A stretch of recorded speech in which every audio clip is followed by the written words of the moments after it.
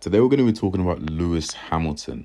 Now, obviously, Hamilton's been getting a little bit of flack for the way he's been performing this season, and he's been getting a little bit of hate for it. And as someone who is a Lewis Hamilton fan myself, I've got to say I can't stand for it.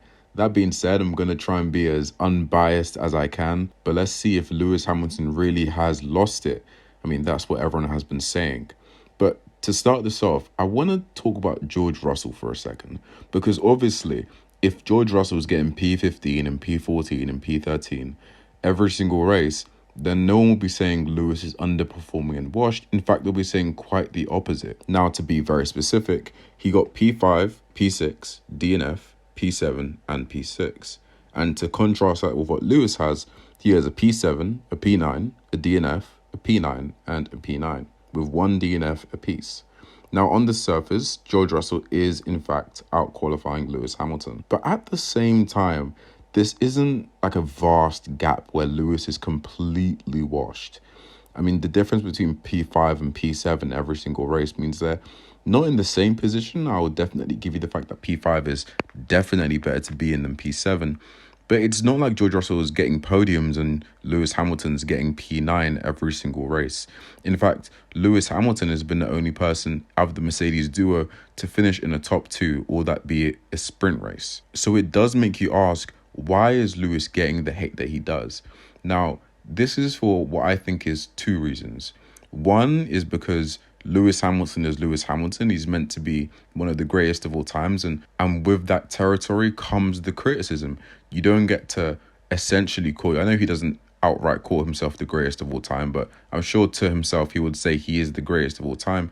You don't get that type of territory whilst also losing to teammates, especially ones that haven't won 5 races. And two is because of Fernando Alonso.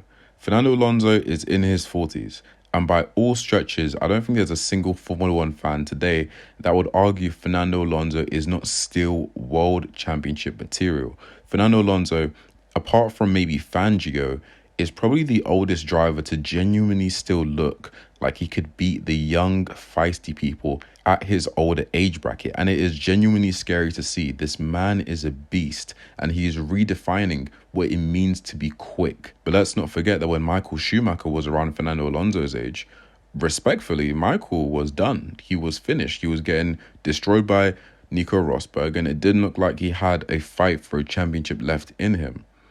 Now, this isn't a knock on Michael because he had an amazing career. Everyone knows the type of talent, pace, the skill that Michael has.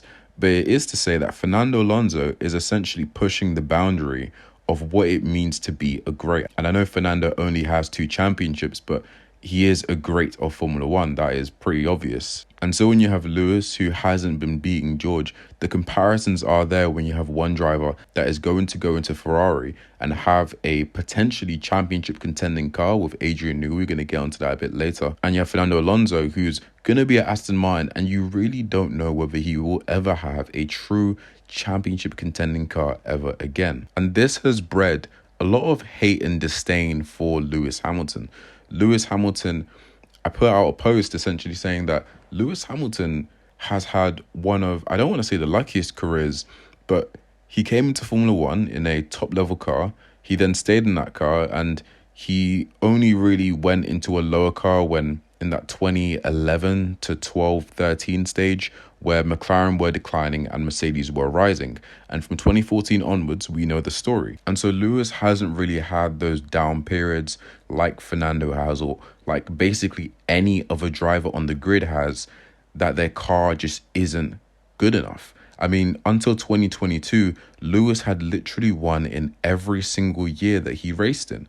That is unheard of. It's freakish. And so where the hate and the criticism comes in is that, does Lewis Hamilton even deserve a car like this when you have Carlos Sainz performing so well in the Ferrari, when you have Fernando Alonso, who's older than him, showing more fight than him, when you have Lewis Hamilton, who by all admissions really and truly is checking out every time that the car is very difficult to drive. And so he shouldn't be checking out halfway through the season. He shouldn't be checking out as soon as he sees the car.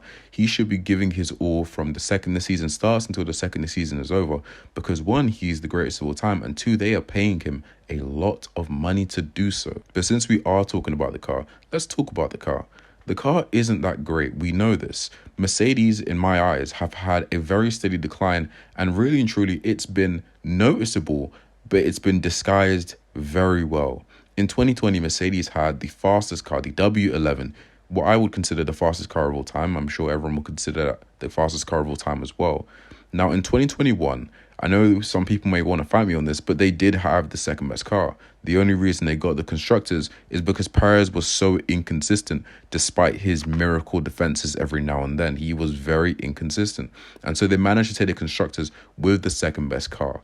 Now in 2022, they had the third best car. You had Ferrari, had Red Bull in the championship fight, and they were a step behind. And in 2023, they more so had, I would say, the fourth best car. Ferrari were quicker than them. They were just a lot more inconsistent. And Aston Martin, for most of the season, were quicker than them as well. It's just that they had two massive problems, all that being the fact that they were developing backwards and they had Lance Stroll. So that meant that Mercedes could capitalize, especially Lewis, who was having a fantastic season, and they managed to just about clinch second place in the championship. If you look at the later stages in the season, it was getting increasingly more difficult for Mercedes to keep that second place. And had the 2023 season had one more round, I'm sure that Ferrari would have taken it. So the car isn't great, but so what? Lewis Hamilton should still be outperforming the car. He should still be beating his teammate. And I do agree with this. But at the same time, I understand exactly why he's not doing it, or why he's not going for that killer edge. Lewis Hamilton has been competing for P1 and at worst P2, P3. We all forget that there was once upon a time where Lewis Hamilton would take third place with a very bad frown on his face. Now that he's having to compete for P8, P9, P7, P6, points places in which up until 2022, he didn't even know they gave points places that low on the grid. Lewis Hamilton doesn't need a single more podium in his career. He doesn't need another P5. He doesn't need a third in the constructors standings. He genuinely doesn't really care about that. What he cares about is winning. Now, of course, getting a podium, getting second in the constructors means that they are closer to that goal of winning. It means they're closer to that goal of getting further to the front. But genuinely, deep down, all that can really help Lewis Hamilton right now in his career is not a win, is not 10 wins, is not 10 or 15 or 20 podiums. It's a world title. That's the only thing Lewis really needs or cares about in his career right now. And so anything that doesn't give Lewis that world title is, of course, going to sap some motivation from him, whether he likes it or not. Lewis fighting for a podium is not going to feel the same as Lewis fighting for a championship. And that just is. When you have someone that hasn't been fighting for this that long, you can understand why they would probably fight harder, or they will probably do things that would mean that they always get the maximum result. And that's probably the reason why Lewis always experiments. Because to Lewis, if he gets P4 in this race or he gets P8, it really doesn't make any difference. It doesn't make any difference. What makes a difference is the big leaps. And you can only get the big leaps from experimenting with your car and truly finding that golden sweet spot, the silver bullet. If you want my personal opinion on all of this, even if you look at George Russell's results in isolation, they aren't good. George Russell isn't doing great. He's just doing better than Lewis Hamilton. George Russell does exactly what he needs to do to score a good amount of points weekend in and weekend out. And so if George can only muster a P6 or a P7 or a P8, then you know that there's something fundamentally wrong with the car. Or maybe I'm just waffling. I'm probably just waffling.